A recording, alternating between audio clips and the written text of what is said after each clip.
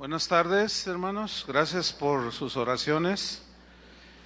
Vaya abriendo su Biblia, por favor, en 2 de Pedro, capítulo 2, versículo 1. 2 de Pedro 2:1. El tema que voy a tratar lo he titulado El carpintero de Nazaret. ¿Quién fue? ¿Sí, un simple carpintero o más que un carpintero? Vamos a hablar de eso. Y vamos a tomar 2 de Pedro 2:1 y 2. Voy a leer, usted me sigue allí, por favor. Dice así: pero hubo también falsos profetas entre el pueblo, como habrá entre vosotros falsos maestros, que introducirán encubiertamente herejías destructoras, y aún negarán al Señor que los rescató, atrayendo sobre sí mismos destrucción repentina. Y muchos seguirán sus disoluciones, por causa de los cuales el camino de la verdad será blasfemado. Aquel bebé que nació en Belén y que creció y tomó el oficio de su padre terrenal llamado José, fue un carpintero, creció en Nazaret, pero ¿fue un simple hombre, fue un simple carpintero o era el eterno Hijo de Dios? ¿Fue un simple carpintero o fue el Dios, el Verbo hecho carne? Vemos en la Biblia que él fue atacado desde antes de nacer. Y hasta la fecha, hasta el día de hoy, los ataques en contra del Hijo de Dios, de Jesús, son cotidianos. Pedro, el apóstol, nos da una advertencia aquí en estos textos que leímos. Y él dijo que falsos maestros iban a introducir encubiertamente herejías destructoras y que iban a negar al Señor que había venido a salvarlos, o sea, negando su salvación. Y a través de la historia, desde los inicios del cristianismo, vemos cómo surgieron diversas herejías. Pero ¿qué es una herejía? Una herejía es una doctrina que se opone directamente a la verdad revelada por Dios en las Escrituras. Eso es una herejía. En lo que tiene que ver con la persona de Jesús, en su divinidad, en su humanidad, en su obra en la cruz. Todo lo que dice la Biblia y que algunos enseñen contrario a lo que está escrito, eso es lo que se llama una herejía. Esta palabra herejía encierra el concepto de error, de desviación, enseñanzas, doctrinas que van en contra de lo que los cristianos han creído a través de todos los siglos de la historia del cristianismo. Desde el tiempo de los apóstoles abundaron las herejías. Unos negaban la divinidad de Jesús, otros negaban su humanidad, otros mezclaban la doctrina cristiana con otras religiones, otros con filosofías, otros con judaísmo, etcétera, etcétera. Voy a mencionar a continuación unas cuantas herejías, no todas, pero algunas, y las voy a sintetizar por obvias razones de tiempo. Herejías que surgieron en los primeros siglos del cristianismo. Por ejemplo, el docetismo. Esta herejía apareció en el siglo I. Esta herejía afirmaba que Jesús tenía solo un cuerpo aparente de divinidad. Es decir, que los que vieron a Jesús era algo aparente. Es como, yo lo ilustro así como una proyección, ¿sí? Pero que no era en esencia el Verbo encarnado. Todas estas herejías que voy a mencionar se combatieron en su momento y quedaron evidenciadas como contrarias a las Escrituras. Surge también una herejía conocida como ebionismo. Esta aparece a fines del siglo I. Cerinto fue un propagador de esta herejía. Esta herejía de los ebionistas, que habían hecho votos de pobreza, aseguraban que Cristo no era Dios. Ellos decían que Cristo era un simple hombre, como usted o como yo. Ellos decían que eran cristianos, fíjense nada más. Y ellos decían que Jesús era el Mesías, sí, pero rechazaban que Él era Dios, que Él preexistía desde antes de toda la creación. Es decir, que ellos negaban que Jesús hombre tuviera una naturaleza divina. Ellos también negaban que Él había nacido de manera milagrosa por obra del Espíritu Santo. Negaban pues el nacimiento virginal de Jesús. Ellos insistían en la necesidad de continuar con los rituales y las leyes judías, cumpliendo con preceptos como la circuncisión, el sábado, prohibiciones alimenticias, ceremoniales, etcétera, etcétera. Y hay una historia del apóstol Juan con Cerinto. Esta historia nos narra de que en una ocasión el apóstol Juan con algunos de sus discípulos entró a unos baños públicos. Y uno de los discípulos de Juan le dijo: Juan, me acabo de enterar que en los baños de más adentro, del fondo, está Cerinto.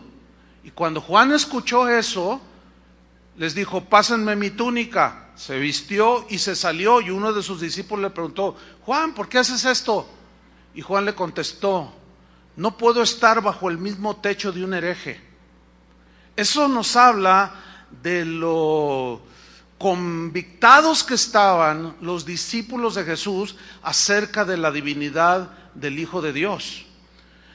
Esta fue la razón por la cual el Espíritu Santo le inspiró al apóstol Juan para escribir primera y segunda carta de Juan, que conocemos en el Nuevo Testamento, donde nos habla claramente de que el que no tiene al Hijo no tiene la vida, el que tiene al Hijo tiene la vida. El que niega que Jesús ha venido en carne, ese es el anticristo, dice.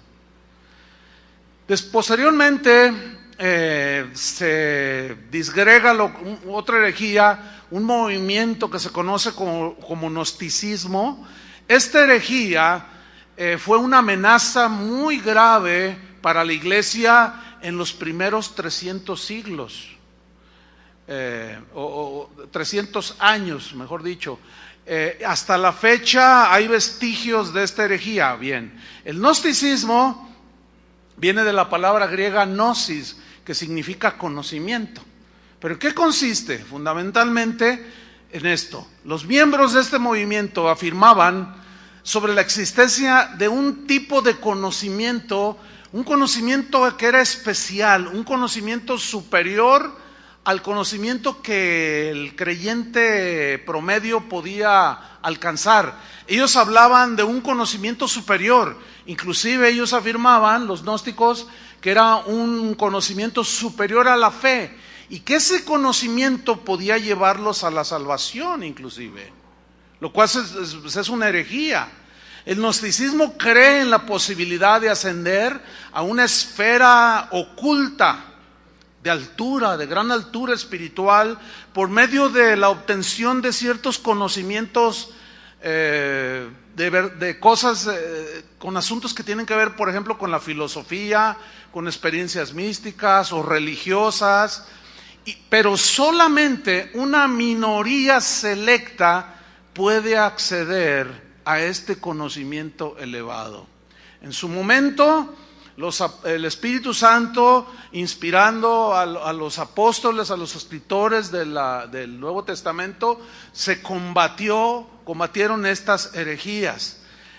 Y así se fue desarrollando esto que se conoce como gnosticismo, al grado de que se escribieron muchos documentos que hoy se conocen como evangelios gnósticos. Hay aproximadamente 50 escritos que se conocen como escritos gnósticos, y entre ellos está el Evangelio de Tomás.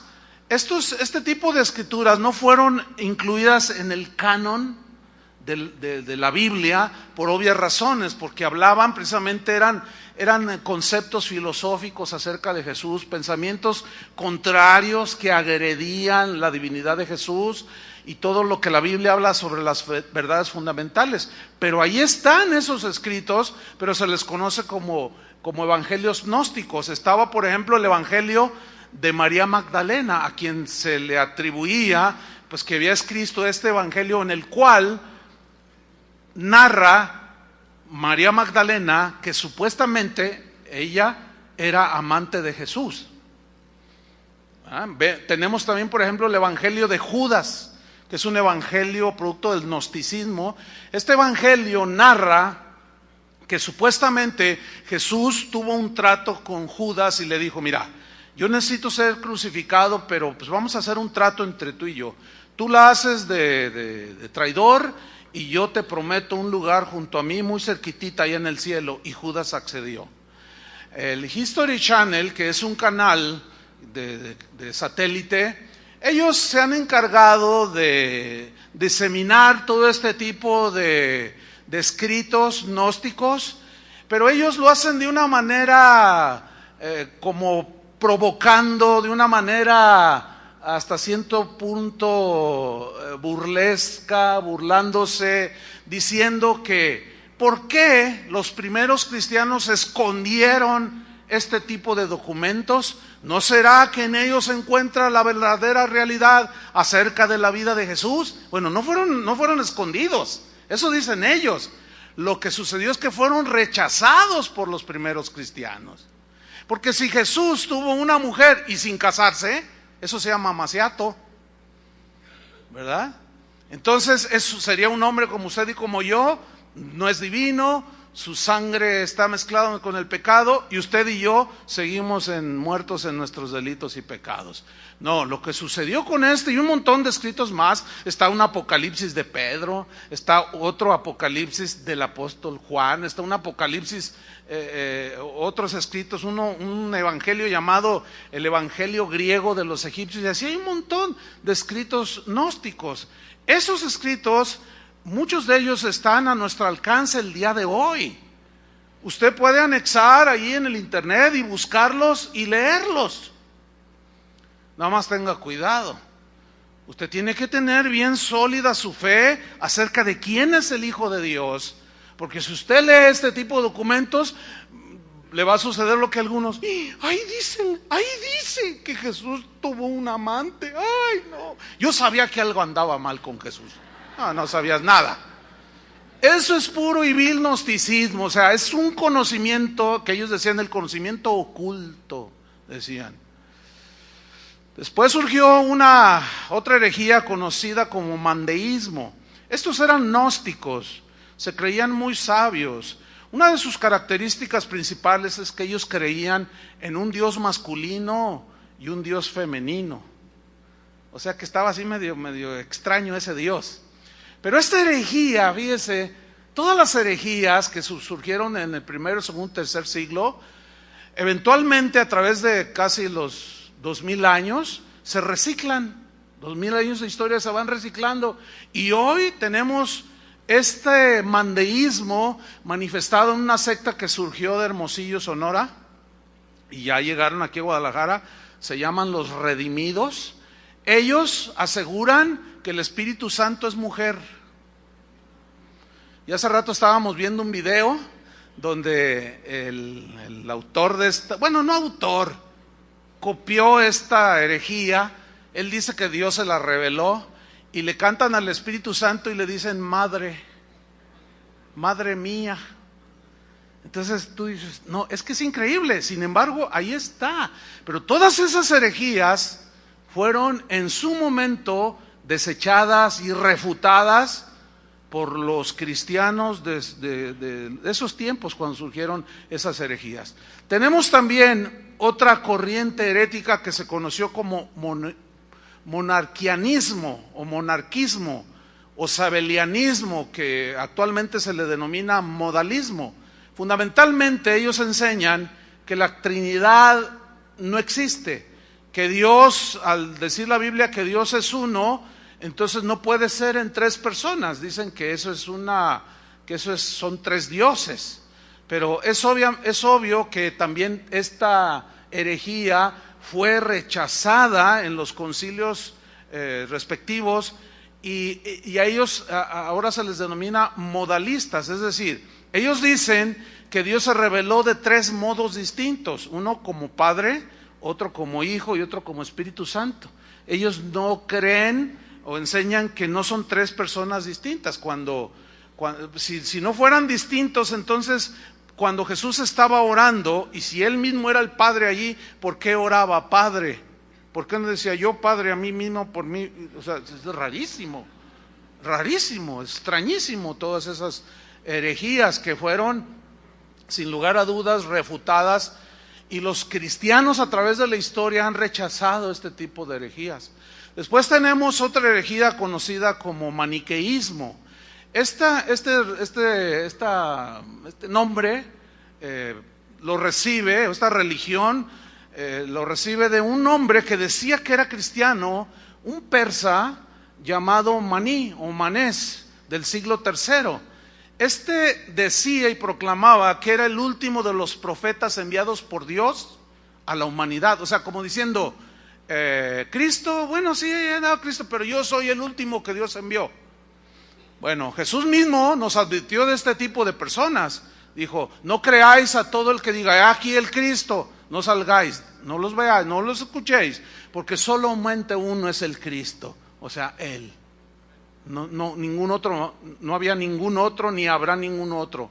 El maniqueísmo, en síntesis, es una religión con mezclas de zoroastrismo, de budismo, de islamismo, mezclado con verdades cristianas. Todas las herejías tienen aspectos de las verdades que el cristianismo profesa, pero es de origen totalmente gnóstico, de conocimiento oscuro, de mentes que hablan de este conocimiento inalcanzable solamente para unos cuantos. Bueno, San Agustín, quien es considerado uno de los padres de la iglesia del siglo IV, él antes de convertirse a Cristo, él fue maniqueo o adoptó la religión maniqueísta, y él se empapó durante 11 años de todo el concepto del maniqueísmo, pero no le satisfizo esa religión y finalmente la abandonó y se adentró en los estudios de Platón, en la filosofía de Platón. Por eso se considera a San Agustín como platónico al 100%, en cuanto a muchos de sus conceptos filosóficos mezclados ciertamente con verdades del Evangelio. Bueno, los maniqueos habían desarrollado una enseñanza gnóstica sobre los elegidos, que San Agustín en sus escritos lo plasma. Obviamente no se despojó de toda la basura que había adquirido en el conocimiento de la religión maniqueísta y lo plasmó ahí en sus escritos. Bueno, esto es lo que dicen y aseguran los eruditos en historia del cristianismo. Estos eruditos también mencionan que esta mezcla que tenía Agustín, sí, tenía cosas buenas, por supuesto, pero no se despojó totalmente de todo el maniqueísmo. Y muchos eruditos, de los más connotados, aseguran que estas cosas, como el concepto de unos poquitos de los elegidos, quedó ahí archivado hasta la época de la Reforma, donde algunos de los reformadores retomaron y se basaron y se fundamentaron en las enseñanzas de San Agustín, y es hasta el día de hoy que tenemos conceptos dentro del cristianismo de que solo Jesús murió por unos poquitos. Ellos les llaman los elegidos. Después tenemos el arrianismo.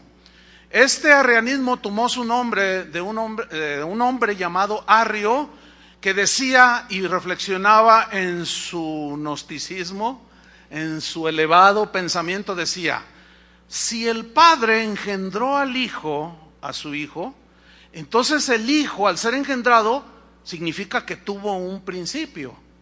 Por lo tanto, hubo un tiempo en que el Hijo no existía. Por lo tanto, no es Dios. A esa conclusión tan simplista llegaba, ¿sí? Esto equivale a negar su divinidad, diciendo que el Verbo no era, que Cristo no era el Verbo encarnado, que no era Dios y que era un ser creado, aunque en un nivel de excelencia en cuanto a los seres humanos. También decía que el Espíritu Santo era algo inferior a Jesús como hombre. Los mejores exponentes del arrianismo actualmente son los testigos de Jehová, los de la atalaya, los que van y le tocan a su puerta.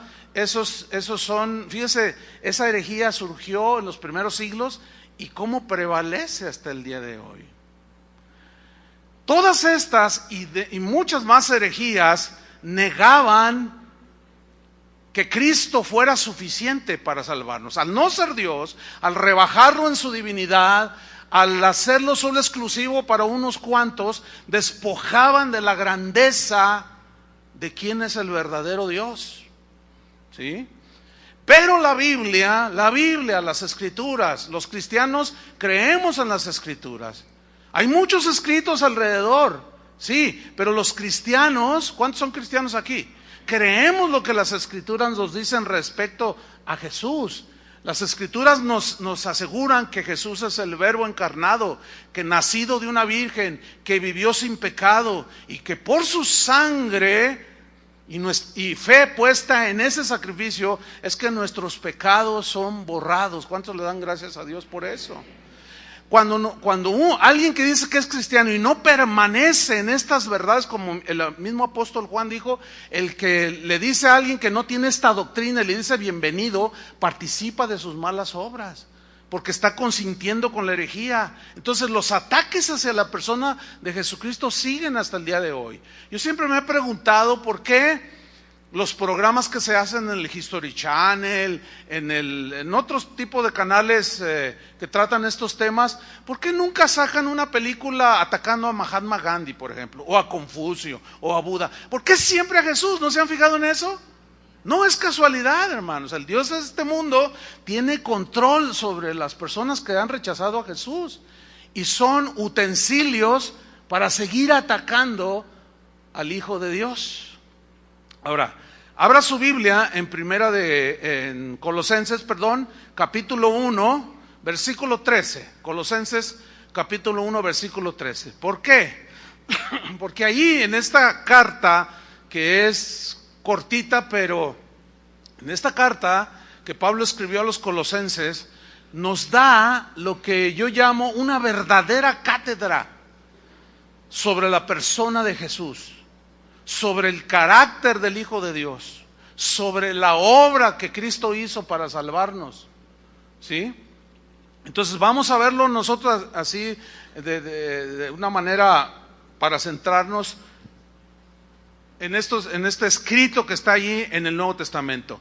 En Colosenses 1:13, ahí Pablo comienza su despliegue de cátedra acerca de quién, de enseñanza, acerca de quién es el Verbo, que son las verdades que nosotros los cristianos creemos. Alejarnos de estas verdades nos va a llevar a la herejía y a la destrucción. Y es a eso a lo que el apóstol Pedro advertía, que algunos falsos maestros entrarán, dice, introducirán encubiertamente herejías destructoras y negarán, dice, al Señor que los salvó. Dice en Colosenses 1:13, y nos presenta en primer lugar a Cristo como nuestro único libertador. Dice así, el cual, o sea Jesús, nos ha librado de la potestad de las tinieblas. La palabra librar aquí significa rescatar. ¿Nos ha rescatado de qué? De la potestad. Potestad significa aquí dominio. Jesús nos rescató del dominio de las tinieblas, en otras palabras, del dominio de Satanás.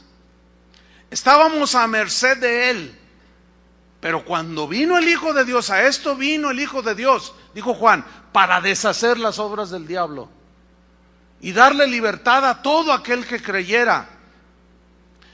Ponga una señal ahí en Colosenses y vamos a Hechos capítulo 26, versículo 15. ¿De qué habla este pasaje que vamos a leer a continuación? Habla de cuando Pablo está hablando con el rey Agripa, cuando está hablándole de parte de algo de su testimonio, de su encuentro con Jesús. ¿Qué fue lo que pasó y qué es lo que ahora él estaba haciendo como enviado del Señor? Hechos 26:15. Le está testificando y le dice, yo entonces le dije, ¿quién eres, Señor?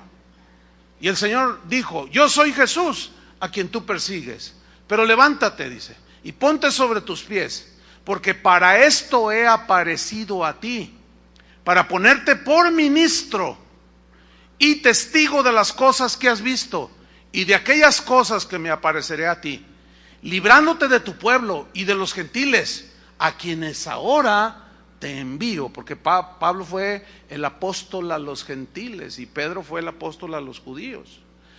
Dice el versículo 18: en esto consistía ahora su misión como nuevo convertido al cristianismo. Le dice el Señor: para que abra sus ojos. Fíjate qué importante es esto. Por medio de la palabra de Dios, de la exposición de la palabra de Dios, podemos abrirle los ojos a la gente para que pueda ver su condición de pecado y su condición en la que está, y cuáles son sus pensamientos, cuáles son sus intenciones del corazón. La palabra de Dios es viva y eficaz, que penetra. Entonces, cuando la palabra de Dios, que es luz, es expuesta, se abren los ojos de las personas. Entonces Pablo está diciendo lo que Jesús le estaba a él encomendando. ¿Para qué abra sus ojos? Dice. ¿Para qué? Para que se conviertan de las tinieblas a la luz. ¿Cuántos estaban en tinieblas? Ahora estamos en la luz. Porque alguien vino, nos predicó el evangelio, nos abrió nuestro entendimiento, lo creímos y sin merecimiento alguno, por gracia fuimos salvos por medio de la fe. ¿Cuántos le dan gracias a él? Dice: para que se conviertan de las tinieblas a la luz y de la potestad de Satanás. Para que se conviertan del dominio de Satanás. ¿A quién? A Dios. Es decir, que tú y yo, cuando aceptamos a Jesucristo, pasamos del dominio que Satanás tenía sobre nosotros, que hacía de nosotros lo que se le antojaba. Pasamos ahora al reino de Dios, a la autoridad de Dios, al abrigo del Altísimo. Pero sigue diciendo: para que reciban, lea con atención, para que reciban por la fe, fíjense, no para unos cuantos elegidos, no, sino por medio de la fe, que reciban por la fe que es en mí. ¿En quién debemos de depositar la fe? En Jesús. Para que reciban por la fe que es en mí perdón de pecados y herencia entre los santificados. Perdón de pecados. Los pecados, nuestros pecados eran los que nos llevaban derechito al infierno. Pero por la fe puesta en Jesús y en su obra, es que nosotros somos salvos ahora por gracia, por medio de la fe. Y estaremos eternamente agradecidos con el Señor, ¿no es cierto? Bien, volvamos a Colosenses 1:13.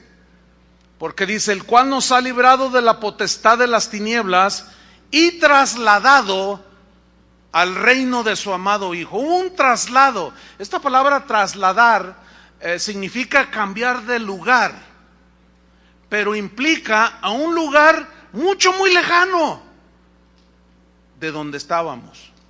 La palabra que usa Pablo para trasladar es un verbo griego que tenía un uso especial en el mundo antiguo o en los tiempos bíblicos. Es decir, por ejemplo, cuando un ejército iba en la guerra en contra de otro ejército y el ejército vencedor tomaba como prisioneros o cautivos a todos los vencidos, entonces los tomaban tal como estaban y se los llevaban a su dominio, a su reino. Esa es la palabra que utiliza Pablo aquí, que nos trasladó. Es decir, el Señor venció a Satanás en la cruz. Dice que lo exhibió públicamente, triunfando sobre él en la cruz, sobre los principados, las potestades de maldad. Dice que las exhibió públicamente y triunfó sobre ellas. Eso significa que al liberarnos, darnos la libertad, nos tomó a sí mismo y nos trasladó a un lugar muy lejano de donde estábamos antes. Ahora vivimos en el reino de Dios. Ahora vivimos para Dios. Esas son verdades, hermanos, que no podemos renunciar. Todos los cristianos en los casi 2000 años de historia han creído estas verdades. En el versículo 14, Pablo sigue mostrándonos quién es Jesús. su obra, y aquí nos lo presenta como el único Salvador, no como un Salvador, sino como el único, no como un iluminado más contado junto con Buda o esos hombres que se decían iluminados. Dice en el versículo 14, nos lo presenta como el único Salvador. Dice así: en quien tenemos redención. Digan todos redención. Esa palabra no es una palabra netamente religiosa, era una palabra griega, apolutrosis, que significa dejar en libertad mediante el pago de un rescate. Y esto tenía que ver con lo que en la antigüedad se hacía con los esclavos. Hay historias que mencionan que había hombres de corazón noble, hombres de corazón bueno, gente que tenía dinero y que iba al mercado de los esclavos, y conforme al dinero que ellos llevaban, pedían el valor de cada esclavo y ellos los compraban. Los tomaba, se los llevaba a su hacienda y les decía: ahora ustedes me pertenecen porque yo los he comprado. Ustedes son míos, decía el hacendado, pero los dejo en libertad. Los compré, son míos, pero les doy libertad para que vayan y hagan lo que ustedes crean mejor para sus vidas. Y muchos de ellos reaccionaban y decían: sí, gracias, eternamente agradecidos por esa bondad que usted ha mostrado de comprarnos y darnos la libertad y podernos ir a donde nosotros queramos. Pero por voluntad propia también decido ser su esclavo. Ellos empezaron a decir: quiero ser esclavo por amor. Es así como el apóstol Pablo se presenta en algunas de sus cartas, cuando dice: Pablo, apóstol de Jesucristo, esclavo de Jesucristo. ¿Sí? Ahora, en el caso de nosotros, la redención, ¿qué pagó Jesús? ¿Con qué pagó? ¿Con dinero? No, pagó con su sangre. Ese fue el precio. Pedro dice que fuimos redimidos, rescatados, no con oro ni plata, ni cosas de ese tipo materialmente valiosas, sino con la sangre preciosa de Cristo. Y aquí nos lo dice en el versículo 14, en quien tenemos redención, o sea, rescate por su sangre. Ahí está, ¿lo está viendo? Por su sangre, el perdón de pecados. Es decir, que el Señor, por su sangre, por la fe puesta en Él, es que recibimos el perdón de nuestros pecados. Y ahora nosotros podemos disfrutar de esa libertad y servimos al Señor por voluntad propia. ¿Sí o no? Porque queremos servirlo, porque hemos decidido, nos ha pagado el precio del rescate, pero esa libertad ahora nos da la capacidad de tomar buenas decisiones y decir: si Él hizo como aquellos esclavos en la antigüedad, si tú pagaste por mí y yo puedo ser libre ahora, quiero y decido ser tu esclavo. ¿Cuántos son esclavos de Jesús? Los seguimos no porque nos obliga nadie, ¿verdad que no? Por eso les reitero que es un error tratar de forzar a sus hijos, a su esposa, a su esposo, a que crea. Mira, hijo, tienes que creer. No podemos hacer eso. Dios nos dio libertad de conciencia. Una de las banderas de la reforma, de los reformadores, fue libertad de conciencia, libertad para creer lo que cada uno quiera, no lo que se nos obligue a creer. Aunque desgraciadamente, cuando algunos de los reformadores ya tenían el dominio en algunas ciudades como Holanda, Alemania, ellos impusieron la reforma a los habitantes de algunos países y prohibían cosas. O sea, de lo que ellos se quejaban, lo repitieron. Tenemos que tener mucho cuidado con eso. No podemos forzar a la gente a creer lo que nosotros creemos, y mucho menos los demás nos pueden forzar a nosotros a creer lo que ellos creen. Todos somos libres, pero yo he decidido ser un esclavo de Jesucristo. Amén. ¿Cuántos han decidido esto también? Y ahí estamos, ahí seguimos creyendo las verdades que nos fundamentan. Mire, Romanos 3:22, en quien tenemos redención por su sangre, el perdón de pecados. Pongo una señal y vamos a Romanos 3:22. Dice así, está hablando de la justicia de Dios por medio de la fe.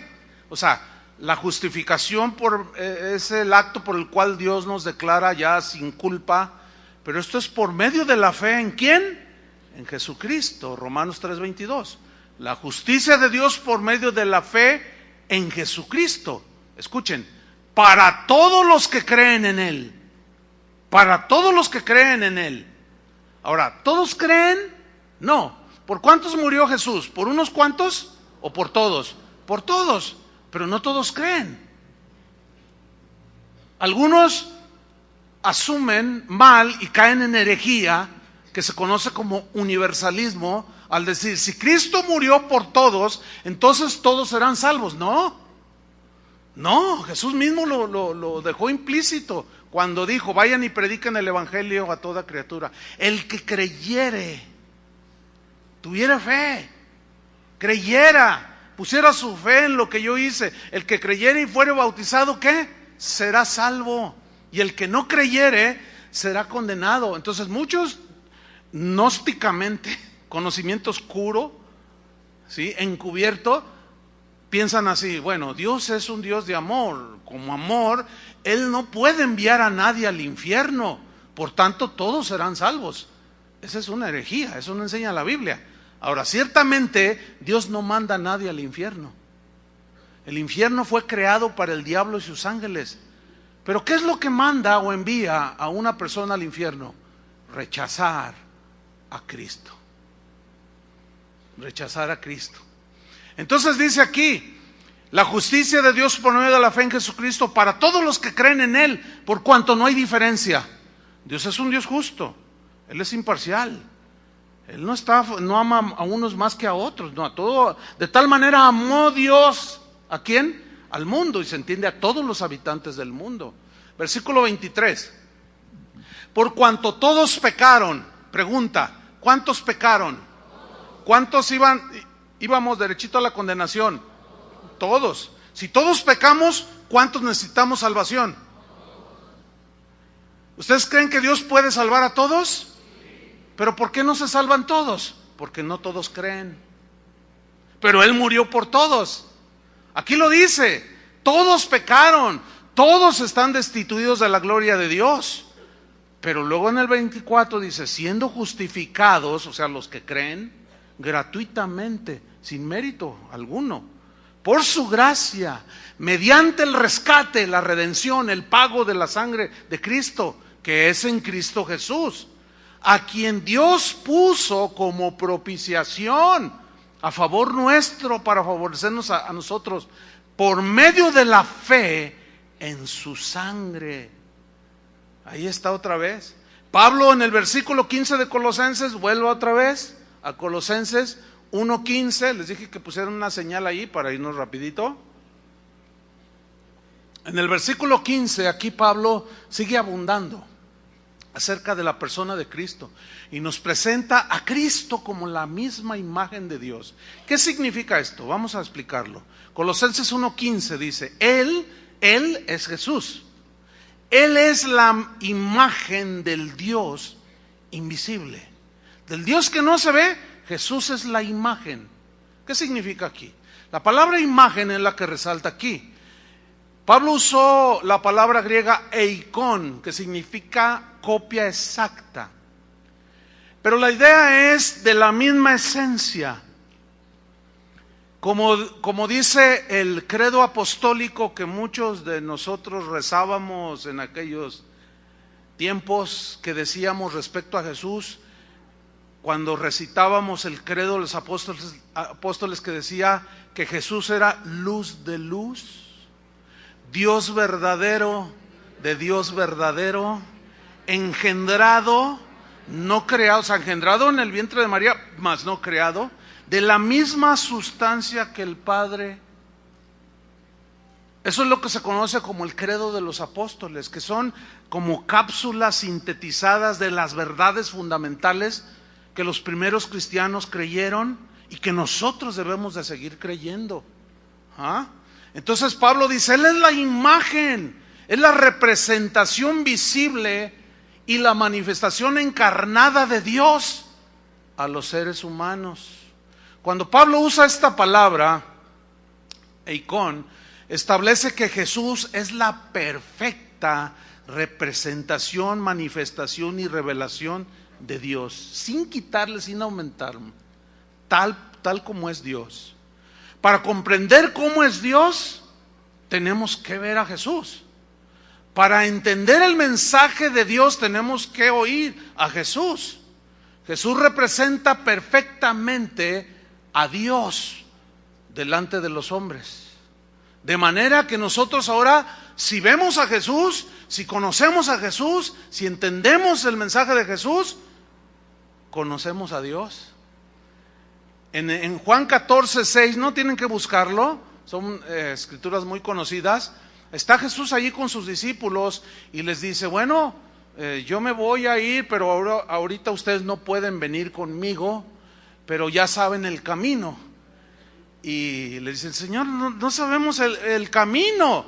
Jesús le responde a Felipe, yo soy el camino. Fíjate cómo no dice soy un camino, no, soy Él. Él significa el único. Yo soy el único camino al Padre. Esto nunca lo dijo Buda, ni Mahatma Gandhi, ni Confucio, ni ningún otro profeta en el mundo. Nadie dijo estas palabras que solamente en la boca de Jesús suenan coherentes, porque era Dios. Yo soy el camino y la verdad, no una verdad, soy la verdad encarnada y la vida. Y nadie va al Padre sino por mí. Y continúa Jesús diciendo, si me conocieseis, también a mi Padre conoceríais. Y desde ahora le conocéis y le habéis visto. Felipe le contesta, Señor, muéstranos al Padre y nos basta. Jesús le responde, ¿tanto tiempo hace que estoy con vosotros y no me has conocido, Felipe? El que me ha visto a mí ha visto al Padre. Mira qué aseveraciones. El que me ha visto a mí ha visto al Padre. Por eso Pablo decía, Él es la imagen del Dios invisible. El que me ha visto a mí ha visto al Padre. ¿Cómo pues dices tú, muéstranos al Padre? ¿Acaso no crees que yo soy en el Padre y el Padre en mí? ¿No crees esto? ¿Usted cree eso? Eso creyeron los primeros cristianos. Y Pablo, la teología de Pablo, era contundente respecto a la divinidad de Jesús, respecto a la obra de Jesús, al carácter de Jesús, y nos lo muestra, inspirado por el Espíritu Santo, de una manera contundente. En Colosenses 1:16, vamos ahí Pablo sigue abundando, mostrándonos a Cristo como el creador de todo, lo que vemos, de lo visible y lo invisible. Colosenses 1:16 dice así, porque en Él, yo quiero subrayar, en Él, siempre es en Él, en Él, en Él, en Él. ¿Quién es Él? Jesús, Cristo. Por eso es que a los primeros cristianos les llamaron cristianos, porque seguían a Cristo. Ese vocablo cristianos era peyorativo, era en tono de burla. Decía, ahí van los cristianos, decía, pero en tono burlesco. ¿Pero por qué? Porque seguían a Jesús, significa que seguían las enseñanzas de Jesús. Entonces dice, porque en Él otra vez. Jesús es el centro de todo, hermanos. Jesús es la razón de nuestro existir. Jesús es la razón del por qué este día estamos aquí, ¿sí o no? Porque ¿a qué vino usted? ¿A oír a Jesús, a alabar a Jesús, a adorar a Jesús? ¿O a qué vino usted? Jesús es la razón de nuestra celebración. Hace años teníamos un letrero en ese lugar que decía con letras grandes, Jesucristo es la razón de nuestra celebración, y sigue siéndolo. Jesucristo es el centro sobre lo cual gira y vive esta congregación, ni más ni menos. Rechazamos la idolatría, rechazamos a todo aquel que quiera consciente o inconscientemente ocupar el lugar que solo le corresponde a Jesús. Por eso nos llamamos cristianos, por eso decimos iglesia cristiana. Si usted va a la Expo Guadalajara, ve un anuncio y dice, el próximo 5 y 6 de enero, conferencia sobre nutrición. Y usted dice, vaya que le entré. Le entré a los tamales, al pozole, al menudo, a todo. Ay, necesito escuchar unas buenas pláticas sobre nutrición porque las necesito. Y usted va a esas pláticas. Ahora, usted entra, ¿qué espera escuchar en esas conferencias? Sobre nutrición, ¿no? O si usted va al mismo Expo Guadalajara o al World Trade Center a escuchar lo último sobre los ovnis, usted se mete allí, ¿qué espera escuchar? A Jaime Maussan allí, ¿verdad? Vendiéndole arrachera, y aparte le dice porque ahora ya vende arracheras, ¿no? Y aparte le dice, mire, este es el último platillo volador que se vio en el Cerro del Cuatro. Y usted está ahí. Claro, usted va a escuchar una plática sobre ovnis. ¿Y qué espera escuchar? Plática sobre ovnis. Si usted va a una iglesia cristiana, ¿qué espera escuchar? ¿Ve? Es una lógica muy simple, muy elemental. La pregunta es esta: en las iglesias cristianas de hoy, ¿se predica, se habla del personaje central de la Biblia? ¿O se habla de cualquier cosa menos de él? ¿Se habla de los grandes viajes del pastor? ¿Se habla del último CD que se grabó, que ya me gané disco de platino, un Grammy? Ya estoy convocado para el Grammy, hermanos, oren para que me lo gane. Insisto, si usted va a una iglesia cristiana, ¿qué espera escuchar? De Cristo. Porque si usted va al World Trade Center o a la Expo queriendo escuchar una enseñanza sobre nutrición, y de pronto sale Jaime Maussan enseñándole o dándole una conferencia sobre los ovnis, usted va a decir, ¿qué es esto? Fraude, mentira. Bueno, hay muchos que se dicen iglesias cristianas que son fraude, que hablan de todo menos del personaje central, que es Jesucristo. Nosotros vamos a hablar de Jesús, hermanos, y de todo el consejo de Dios. Por eso nos llamamos cristianos. ¿Cuántos son cristianos? Bueno, siempre que venga, al menos en este lugar, usted escuchará, trataremos de que sea palabra de Dios. Mensajes basados, fundamentados en las Escrituras, para entonces poder llevar con honra para Jesús su nombre, y que nos llamamos cristianos. Volvemos a Colosenses 1:16, porque en Él, todo en Él, acuérdese de esto, fueron creadas todas las cosas, dice, las que hay en los cielos, las que hay en la tierra, visibles e invisibles, sean tronos, sean dominios, sean principados, sean potestades. Todo fue creado por medio de Él y para Él. Tal como los gnósticos lo veían, era de la siguiente manera. Ellos decían que Dios, el Dios verdadero, no era el creador del mundo. Ellos empezaron a inventar unas teorías bien raras. Por eso es que Pablo insiste en que fue Dios y Jesús quienes crearon el mundo. Jesús es el agente de la creación. Jesús, el Hijo de Dios. Como creador, Él tiene derecho de propiedad sobre todo y sobre todo, ¿sí o no? Le pertenecemos nosotros. Pero como nos hizo seres con capacidad de decidir, ¿sí? Eso significa que Dios dio al ser humano una de las bendiciones más extraordinarias que le pudo haber dado. Y ahora, por medio de la palabra, el conocimiento de las Escrituras, la palabra de Dios, nosotros podemos tomar decisiones mejores que antes, porque ya estamos en la luz, ¿sí? Ya estamos en el conocimiento del Hijo de Dios, de la palabra que es lámpara a nuestros pies. Entonces Pablo, después de que nos lo presenta aquí como creador de todo, en el versículo 17, vamos a Colosenses, ahí Pablo sigue abundando y nos presenta al Cristo que siempre ha existido, aquel que no tuvo principio ni fin. Dice Colosenses 1:17, y Él es Jesús, Él es antes, dice, ¿de qué? De todas las cosas.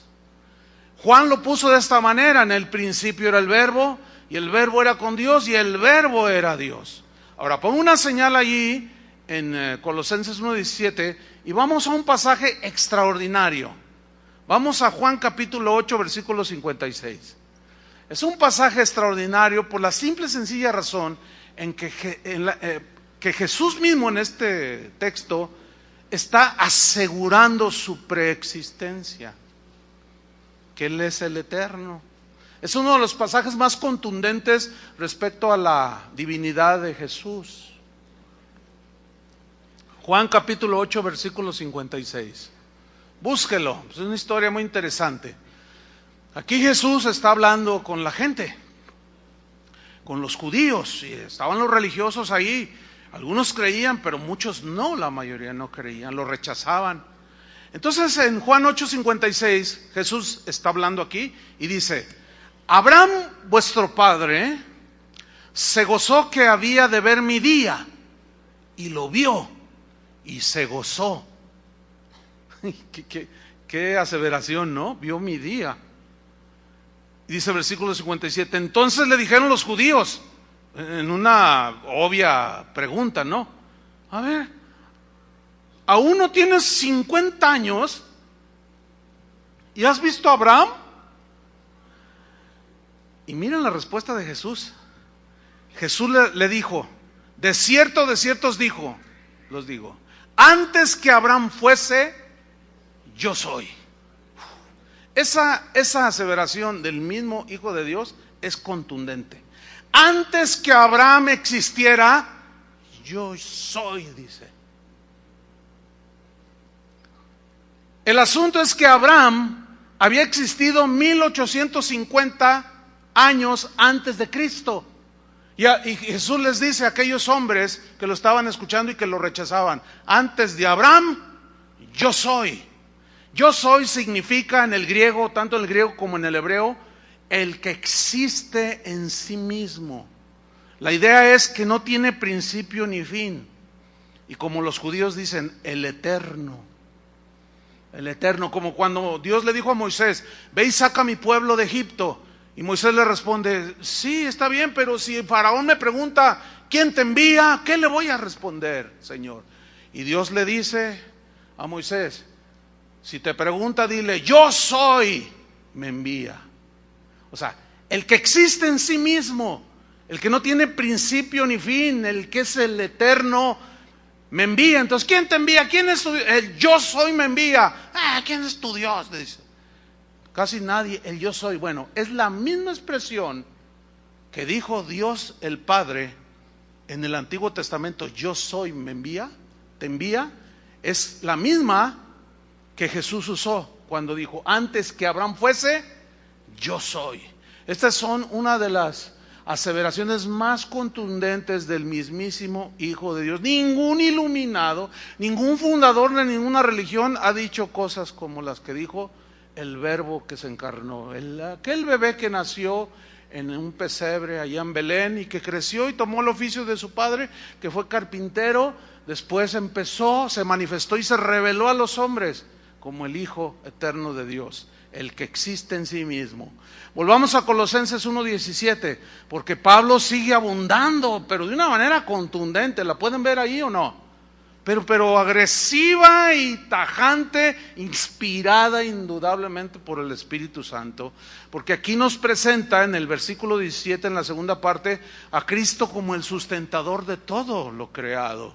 Vamos a leer en Colosenses 1:17, en la segunda parte, dice: y todas las cosas en Él, otra vez en Él, Jesús. Todas las cosas en Él, ¿qué? Subsisten. Esa palabra, subsisten. En una versión dice: por medio de Él todo el universo se mantiene en orden. Otra versión dice, bien interesante: y todo el universo sigue su curso gracias a Él. Déjenme decirle, hermanos, desde el día de la creación hasta el día de hoy, las cosas funcionan sustentadas por el poder de la palabra de Dios, por Jesús mismo. Así como Dios estableció y le puso límites al mar, y ahí se queda. No se sale nada más porque sí, claro, cuando hay una tormenta, un ciclón, es obvio, ¿no? Pero ahí le puso, dice, tu límite será hasta aquí. Y nosotros les llamamos playas. Y Dios así dice en la Biblia, que le puso límites al mar. Desde la creación de Adán y Eva hasta nuestros días, hasta el día de hoy, las mujeres siguen concibiendo en su vientre un bebé durante 9 meses. No son 15 meses, son 9 meses. De una manera tan extraordinaria, todo sigue funcionando de una manera tan exacta. Estamos próximos a entrar en el invierno. El invierno ya sabemos que hace frío, ¿sí? Aunque ya sentimos ahorita el frío del invierno, pero todavía estamos en otoño. ¿Cuándo entra el invierno? Ya entró, ya ven, ya estoy atrasado yo. Yo sí me puedo atrasar, pero Dios no. Él es perfecto. Y las estaciones entran de manera exacta, ¿cierto? Todo funciona, todo es sustentado, dicen Hebreos, con la palabra de su poder. Entonces, debido a que Cristo es el sustentador de todo el universo, Él es sustentador de nuestra vida. Por lo tanto, es y sería el peor error que alguno de nosotros quisiera vivir aparte de Cristo diciéndose cristiano. No nos podemos independizar de Cristo. Él dijo, separados de mí, nada podemos hacer. Somos sus siervos. ¿Cuántos son siervos? Solamente debemos de confiar en Él para su protección, para su cuidado, para nuestro sustento. Si todo el universo es sustentado, cuidado y funciona y permanece hasta el día de hoy, la pregunta sería esta: ¿acaso Dios podrá sostenerme en este momento difícil? ¿Acaso Dios podrá sostenerme en mis necesidades? ¿Acaso Dios, ahorita que no tengo trabajo, podrá poner pan en mi mesa? Los cristianos siempre hemos testificado y decimos cosas como estas: por 6 meses no he encontrado trabajo. El otro día un hermano me dijo, pastor, durante 1 año no he podido encontrar trabajo, pero de manera inexplicable, y comienza a llorar, no ha faltado pan y comida en mi mesa. No sé ni por qué. La respuesta ahí está: porque Él es el sustentador. Y si Él puede con todo eso, significa que es Dios. No me importa lo que diga el History Channel, no importa lo que digan los gnósticos, no importa lo que digan los herejes. Vamos a rechazar todo ese tipo de herejías que agreden al santo ser que nació como un bebé indefenso y después se hizo el carpintero de Nazaret. ¿Pero qué pide el Señor? Solamente fe, confianza en Él, confía en Él. Ese es el concepto de fe, porque sin fe es imposible agradar a Dios, porque el que cree que Dios existe tiene que creer que existe. Entonces, cuando tú te acercas a Él, que ahorita estás en una situación, el año que viene no sé qué voy a hacer, mi negocio quebró, qué sé yo, no tengo trabajo, ¿qué voy a hacer? Pon tu fe en Él. Él ha sustentado por miles de años el universo. ¿No podrá sustentarte? Si es necesario, mandará por ahí unos cuervos, aunque están fellitos, pero le llevaron una torta a Elías. ¿Se acuerdan que le llevó de comer? Dios puede usar eso y cualquier cosa, hermanos. Él es el sustentador. Y Pablo, cuando dice en Él están sustentadas todas las cosas, está diciendo, Él es Dios. En el versículo 18, Colosenses 1:18, ahí nos lo muestra Pablo como la única cabeza de la iglesia.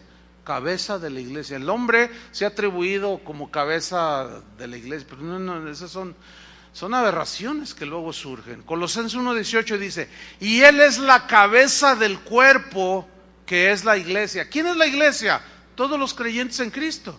Si usted ha sido lavado con la sangre de Cristo, usted es parte de la iglesia de Cristo. Y Cristo es la cabeza.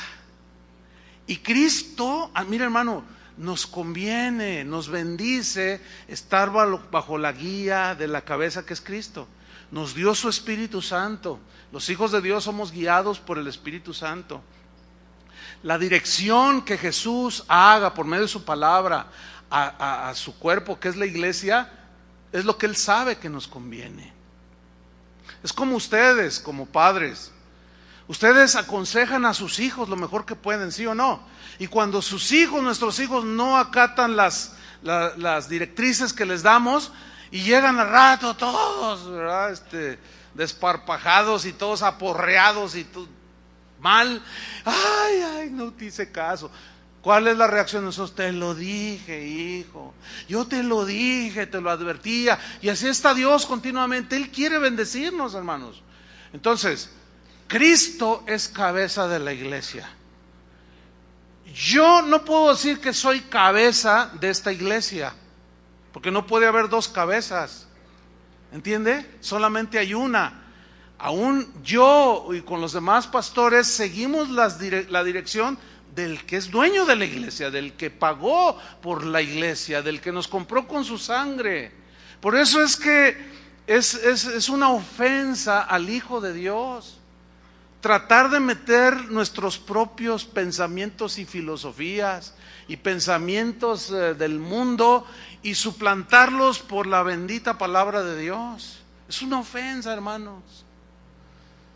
Cristo, cabeza de la iglesia. En el mismo versículo 18, Pablo no termina todavía y nos dice que Jesús es el único que merece el primer lugar en todo. Colosenses 1:18 sigue diciendo: Él, que es el principio, dice, el primogénito de entre los muertos, para que en todo, ¿qué? Tenga la preeminencia. Una versión dice, para que Jesús ocupe el primer lugar en todo. Primer lugar en todo en tu vida. Primer lugar en tu familia. Primer lugar en todo en tu vida. El mandamiento grande decía: amarás al Señor sobre todas las cosas, porque Él merece el primer lugar. Otra versión dice: para que entonces Él, o sea Jesús, sea el más importante en todo sentido. Por eso decía hace unos minutos atrás, Jesús es la razón de nuestra existir, la razón de nuestra reunión, la razón de nuestra convocación, la razón del por qué vivimos, porque en Él vivimos y somos y nos movemos. Y nuestra vida es para Él. Sea que vivamos o que muramos, somos del Señor, decía el himno antiguo, basado ahí en la epístola de los Romanos. Ahora, para los gnósticos, Jesucristo no era ni por mucho el único ni el más importante. Ellos lo tenían como un maestro más. Hay escritos gnósticos que aseguran que Jesús fue a la India y escuchó de algunos grandes iluminados, después se fue a los países budistas y ahí anduvo viajando, era viajero el Señor, según los gnósticos, ¿no? Y que de ahí Él adoptó y amalgamó su doctrina. ¿De cuál fumaron, pues? Uno dice. En fin, para los gnósticos Jesús no era lo más importante. Ocupaba un lugar, pero un lugar como de cualquier iluminado, hombres inteligentes que ha habido muchos en el mundo, pero no alguien especial para ellos, ¿no?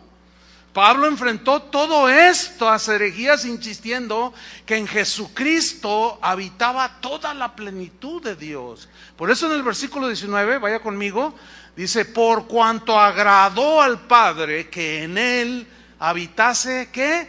Toda plenitud. ¿Qué significa? En otra versión dice: a Dios, el Padre, le agradó que todo lo que Él es habitara plenamente en su Hijo Jesús. Así de contundente. Con esta declaración Pablo refuta a los gnósticos. Pablo rechaza la idea de que Jesús era un simple humano.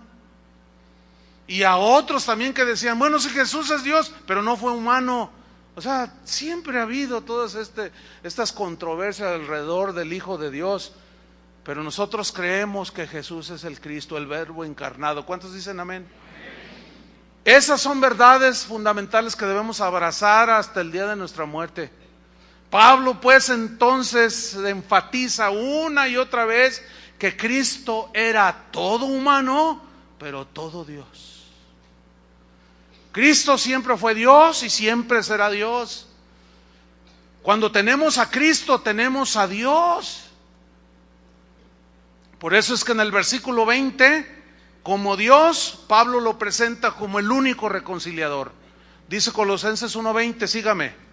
Y por medio de Él, en el que habitó toda la plenitud de Dios, por medio de Él reconciliar consigo todas las cosas, así las que están en la tierra como las que están en los cielos, haciendo la paz mediante la sangre de su cruz. La muerte de Cristo abrió el camino para que todos puedan venir a Dios, aquel que crea, aquel que quiera. Puso a un lado al pecado que nos impedía disfrutar de esa relación con nuestro Creador. Ahora, esto no significa, repito, que todos van a ser salvos, porque como lo mencioné hace unos minutos atrás, eso es otra herejía que se conoce como universalismo, no. Sin embargo, podemos entrar en paz con Dios y reconciliarnos con Dios el Padre cuando aceptamos a Jesucristo, el único medio de salvación. Porque hay un solo mediador entre Dios y los hombres. ¿Quién? Jesucristo, hombre. En Colosenses 1:27, Pablo sigue abundando, pero de manera, con una sabiduría dada por el Espíritu Santo, y nos lo muestra como la única esperanza. Aquí está encerrado un misterio. Dice Colosenses 1:27, a quienes Dios quiso dar a conocer las riquezas de la gloria de este misterio. ¿A qué se refiere este misterio? O sea, la encarnación de Cristo, de Dios mismo. Este misterio entre los gentiles, que es Cristo en vosotros. Quiero subrayar esa pequeña palabrita, en. Aquí en significa dentro. Cristo dentro de vosotros. Ahí en el Evangelio de Juan, Jesús hace una declaración tremenda cuando dice, el que me ama, el Padre y yo vendremos a Él y haremos ¿qué? Morada en Él, o sea, viviremos en Él. Esto ya funde los fusibles de nuestra capacidad de entendimiento. ¿Cómo es posible que el Dios creador de todo, el que sustenta todo, el que reconcilia todo, el que hace todo, viva dentro de nosotros? Ese es un misterio. Ahora, en el Nuevo Testamento los misterios se les llama así, pero son misterios revelados. Y aquí se nos está revelando el misterio entre los gentiles, que es Cristo en vosotros, o sea, viviendo dentro de vosotros la esperanza de gloria. El que tiene a Cristo tiene la vida. ¿Cuántos tienen al Hijo? Tienes la vida, tienes vida eterna. Claro, los gnósticos creían que la perfección espiritual era un plan secreto y oculto que solo un pequeño grupo de privilegiados elegidos podrían descubrir. Pablo llamó al plan de Dios misterio oculto, pero no en el sentido de que solo algunos podrían entenderlo, sino porque quedó oculto hasta el momento en que Cristo vino a esta tierra. Ahí ya se reveló la imagen misma de Dios. ¿Cuántos lo alaban? A través de Cristo fue dado a conocer el plan secreto de Dios para todo aquel que cree. Y ese plan, ese misterio era Cristo en vosotros. Cristo vive en nosotros. Y si el espíritu de aquel que resucitó de los muertos vive en vosotros, vuestros cuerpos serán vivificados también, dice Pablo a los romanos. O sea, seremos resucitados. En el capítulo 2 de Colosenses, versículo 9, sigue Pablo abundando y nos presenta como el unigénito Dios encarnado. Dice el versículo Colosenses 2:9, porque en Él habita, y fíjense aquí habla de la humanidad y la divinidad, porque en Él, o sea, Él es Jesús, habita corporalmente, en forma humana, toda, digan todos toda, no es una parte, sino toda la plenitud de la deidad. Eso es tremendo, hermanos. Una vez más aquí Pablo está enfatizando la deidad de Cristo. En Él habita, dijo, corporalmente toda la plenitud de la deidad. Significa pues que la totalidad de Dios estaba en el cuerpo humano de Jesús. Cuando tenemos a Cristo tenemos todo lo que necesitamos en todo sentido. Salvación y cualquier cosa. Si Dios nos dio a su Hijo, ¿cómo no nos dará también con Él todas las cosas? Colosenses 2:12, Pablo llega a una conclusión contundente. Colosenses 2:12. Y vosotros estáis completos en Él. ¿En quién estamos completos? En Cristo. En Cristo estamos completos. ¿Qué significa? Que no nos falta absolutamente nada en lo que concierne a la salvación. Colosenses 2:10. Y vosotros estáis completos en Él. Cuando conocemos pues a Jesucristo, no necesitamos buscar a Dios por medio de filosofías, pensamientos gnósticos, prácticas ceremoniales para acercarnos a Él. No, porque Cristo tiene las respuestas para el verdadero significado de la vida, porque Él es la vida. Es la única fuente de conocimiento y poder para la vida cristiana, porque en Él están escondidos todos los tesoros de la ciencia y de la sabiduría de Dios. Cristo, sabiduría de Dios, dijo Pablo a los Corintios. Los creyentes no necesitamos agregarle nada a lo que Cristo ha provisto para nuestra salvación. Estamos completos en Él. ¿Cuántos lo creen? Les diré como el carcelero al que Pablo le dijo cuando le pregunta el carcelero: ¿qué debo de hacer para ser salvo? Cree en el Señor Jesucristo, le dijo. Así de simple. Y en Colosenses 2:16 se nos presenta a Cristo como la realidad de todo. El Antiguo Testamento eran sombras. Los rituales, las ceremonias, los alimentos, todo eran sombras que apuntaban ¿hacia quién? Hacia Cristo. Dice Colosenses 2:16. Por tanto, esa frase, por tanto, significa, después de todo lo que ya les dije, quién es Cristo, todo lo que hizo, todo lo que es, por tanto, dice, nadie os juzgue en comida o en bebida, o en cuanto a días de fiesta, luna nueva o días de reposo, todo lo cual es sombra de lo que ha de venir, pero el cuerpo es de Cristo. O sea, el cuerpo que proyectaba esa sombra, las ceremonias, los rituales del Antiguo Testamento, lo proyectaba Cristo. Pero venido Cristo, ya no seguimos las sombras, o sea, el Antiguo Testamento. Mi cuerpo proyecta una sombra aquí detrás, aquí en el estrado, por la luz que está ahí. Cristo es la luz, sabemos, pero fíjense, esa luz está proyectando una sombra. Ahora, si alguien al terminar esto se me acerca, quiere hablar conmigo y le empieza a hablar a la sombra, oiga, pastor, va a decir, oye, no, esos son seguidores de Javier Solís, sombras nada más. Hay muchos cristianos que andan nada más, andan en las sombras. Todo, no, porque fíjense lo que dice Pablo, nadie los juzgue ya, qué comen, qué no comen, qué celebran, qué no celebran. Aquí Pablo está amonestando a no permitir que otros nos quiten la libertad que ahora tenemos en Cristo de comer lo que queramos, porque todo está santificado, claro, con entendimiento y sabiduría, porque también este cuerpo es templo del Espíritu. Pero nadie debe juzgarnos qué comemos, qué no se debe de comer, qué celebramos y qué no deberíamos de celebrar. Como la típica, ¿verdad? Vienen los días los últimos de diciembre y empieza luego la discusión típica de que no, es una celebración pagana la Navidad.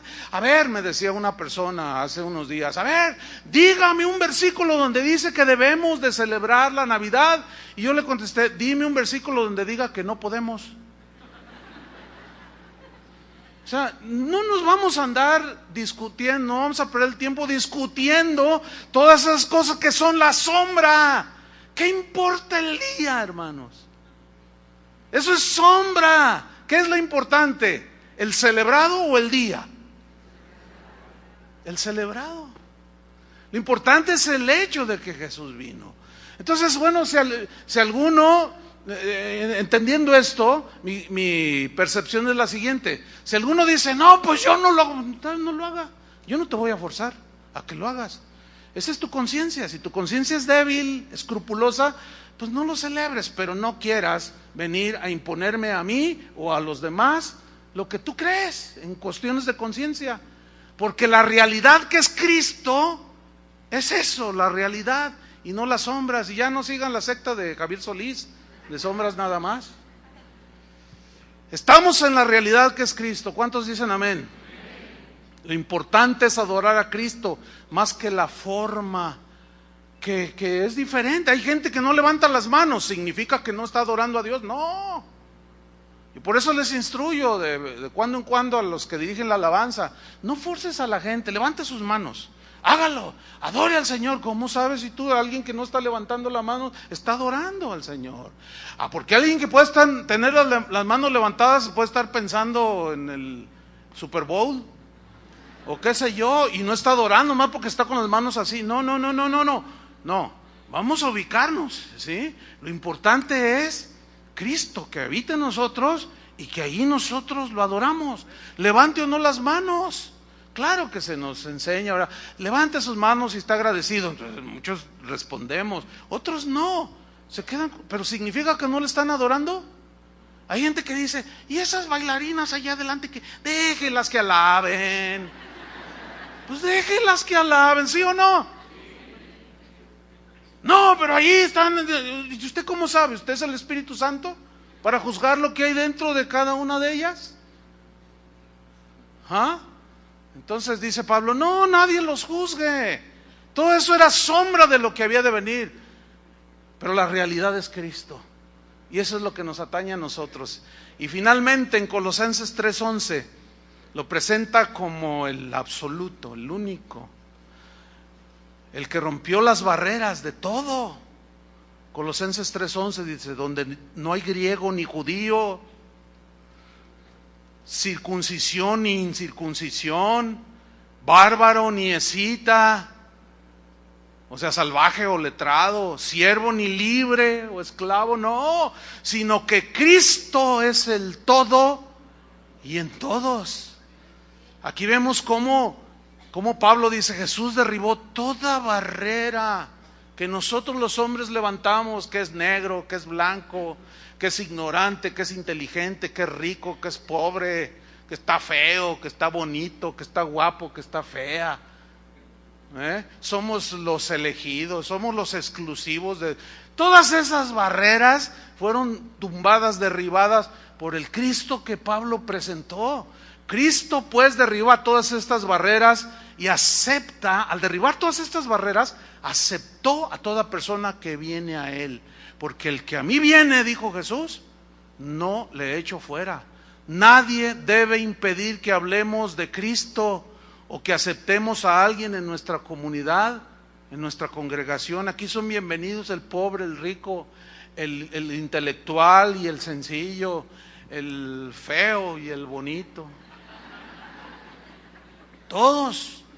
Basta con que hayas tenido fe. ¿Cuántos han tenido fe? Todas esas barreras. Pablo dice, ya no lo lea, le voy a leer lo que escribió a los Efesios. Dice: porque Él es nuestra paz. Con esto termino. Que de ambos pueblos hizo uno, derribando la pared intermedia de separación, aboliendo en su carne las enemistades, aboliendo en su sacrificio todo esto que nos dividía, que causaba barreras. La ley de los mandamientos expresados en ordenanzas, para crear en sí mismo de los dos, judíos y gentiles, un solo y nuevo hombre, haciendo la paz, y mediante la cruz reconciliar con Dios a ambos en un solo cuerpo, matando en ella las enemistades. Y vino y anunció las buenas nuevas de paz a vosotros que estabais lejos, esos somos los gentiles, los no judíos, y a los que estaban cerca también, los judíos. Porque por medio de Él, los unos y los otros, tenemos entrada por un mismo espíritu al Padre. Esto nos habla de que finalmente nosotros los cristianos debemos de construir puentes y no muros. Y hablando de puentes y del carpintero de Nazaret, déjeme contarle una anécdota que rescaté de mis notas viejitas, que por allí tengo. Se llama El carpintero constructor de puentes. Y esta anécdota dice así: había dos hermanos que vivían en granjas, cada uno en su casa, eran vecinos, pero un momento dado cayeron en un desacuerdo y se armó un gran conflicto entre estos dos hermanos de sangre. Esto fue un problema serio. Ellos tenían 40 años de hermandad, cultivaban juntos, comían juntos, las familias convivían, compartían las cosechas, todo continuamente en una hermandad notable. Pero todo comenzó con un pequeño desacuerdo que fue creciendo hasta que explotó en un intercambio de palabras ofensivas y amargas. Y después siguió un silencio entre ambos. Una mañana llamó a la puerta un hombre que traía en su mano herramientas de carpintero. Y le dijo: estoy buscando trabajo por unos cuantos días, le dijo el extraño carpintero. Quizás usted tenga algunas pequeñas reparaciones aquí en su propiedad y yo pueda ser de ayuda en eso. Sí, le contestó el hermano mayor. Tengo un trabajo para usted. Mire, escuche bien, al otro lado del arroyo, en aquella granja que usted ve allá, de aquel lado, vive mi vecino. Bueno, en realidad es mi hermano menor. Dice, tuvimos un altercado. Antes de que existiera este río, este arroyo, dice, había una pradera muy bonita, pero a causa de ese problema que tuvimos, mi hermano desvió el cauce del arroyo y ahora nos ha dividido este arroyo. Él pudo hacer eso, pero yo me enfurecí, dice. Pero lo que voy a hacer va a ser mejor. ¿Ve usted aquella pila de madera junto al granero? Quiero que construya una cerca de 2 metros. 2 metros de alto, porque no quiero ver jamás otra vez a mi hermano. El carpintero le dijo, entiendo, comprendo la situación. El hermano mayor se fue al poblado más cercano a comprar víveres y dejó trabajar ahí al extraño carpintero. Cuando regresa, justo el carpintero había terminado su trabajo, y cuando el granjero ve aquello que había hecho el extraño carpintero, sus ojos se abrieron grandes y su quijada se cayó. No había una cerca de 2 metros. No había hecho lo que le había dicho al carpintero. En su lugar había un puente que unía las 2 casas, las 2 viviendas, un puente a través que estaba encima de ese arroyo. Era una pieza de arte finísima con todo y pasamanos. En ese momento, mientras que el hermano mayor estaba perplejo y el carpintero lo miraba, llegó corriendo su hermano menor y atravesó aquel puente y se le lanzó a los brazos a su hermano mayor y le dijo, hermano, eres un gran hombre, qué corazón tan noble y bueno tienes. Dice, mira, yo lo que hice y mira tú lo que hiciste. Yo provoqué división y mira tú construiste un hermoso puente después de lo que yo había hecho. Y estaban en un abrazo de reconciliación los 2 hermanos cuando vieron que el carpintero tomó sus herramientas y el hermano mayor le dijo, espera, no, espera. Quédate unos días más, tengo muchos proyectos para ti. Le dijo al carpintero. Me gustaría quedarme, dijo el carpintero, pero tengo muchos puentes que construir. Muchas veces, esta es la moraleja, muchas veces dejamos que los malos entendidos, los enojos, el orgullo, levanten barreras con nuestros padres, nuestros hijos, nuestros seres queridos, con los hermanos. No permitamos que esto suceda. Para esto nació el Hijo de Dios en un pesebre, quien cuando creció tomó el oficio de su padre terrenal llamado José, fue carpintero. Y ese carpintero fue el que justamente por su sacrificio construyó un puente que nos lleva hacia Dios. Amén. ¿Cuántos le dan gracias? Estas son las buenas nuevas para todos, no unos cuantos, para todos. Vayamos y pongamos puentes hacia Dios. Amén. Oremos. Señor, te damos muchas gracias. Gracias, Señor, porque este es el carpintero de Nazaret, el Hijo de Dios, tu Hijo encarnado, Dios de Dios, luz de luz, Dios verdadero de Dios verdadero, engendrado mas no creado, de tu misma naturaleza, Padre. Naturaleza, divinidad que muchos han atacado a través de la historia, desde el momento de su nacimiento hasta nuestros días. Jesús, siendo Dios, sigue siendo atacado. ¿Todo por qué? Porque vino a salvarnos. Sigue siendo atacado en lo más fundamental y elemental de la vida cristiana. Jesús, Dios encarnado. Porque si no fuera Dios encarnado, sería un hombre como cualquiera de nosotros, y nosotros seguimos en nuestros delitos y pecados. Gracias, Señor Jesús, por construir un puente cuando nosotros habíamos construido por nuestros pecados barreras. Por eso viniste a este mundo y derribaste la pared intermedia que nos separaba y nos uniste al Padre, para que todo aquel que en Él cree no se pierda. Por eso es que ya no hay ni hombre ni mujer, ni judío, ni griego, ni esclavo, ni libre, ni hombre, ni mujer. Todos somos uno en Cristo. Gracias, Señor, por hacer añicos las barreras. Gracias, Jesús, por haber venido a este mundo a mostrarnos al Padre. Padre, muchas gracias, eternamente agradecidos por tu plan maravilloso, que ahora es el misterio revelado, Cristo y tú morando en nuestros corazones. Te damos eternas gracias en el nombre de Jesús. Amén. Que Dios les bendiga, hermanos.